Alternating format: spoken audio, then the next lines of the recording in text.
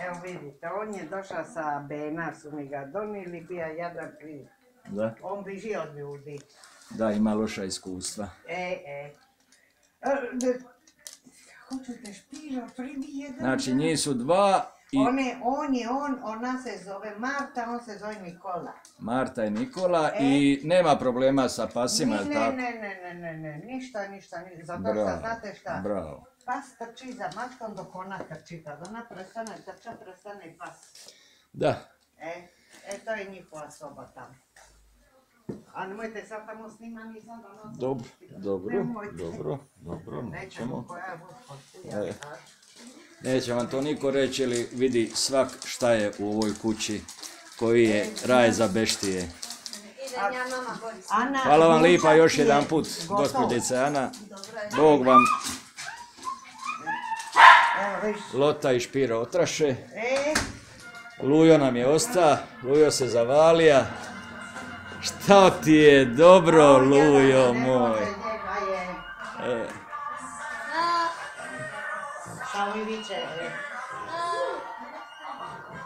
Evo ga, čuli smo ga, Koko voli ovu glazbu. Koko, reci šta go dalje za YouTube.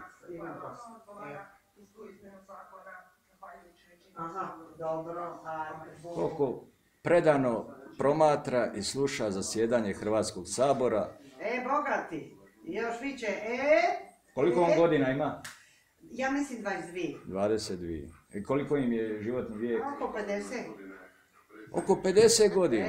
A recite mi šta mislite o groblju za kućne ljubimce? To je za nas baza snova. Jedna da naprave grobi za čovjeka, kamali za životinje. Ne može. Ali vi bi voljeli da on postoji, jel' tako? Voljela bi, jer se svašta priča, recimo od mačje dlake se prave trepavice, od pasije mačje kože Kinezi prave novčanike i borše i šta ja znam, mislim to je jeza i groza. A ti to u životinjicu voliš, ja znam kad je ona mrtva više nije bitno šta se s njom radi. Da. A ti je isto krivo, šta ja znam da ti ga neko iskomada.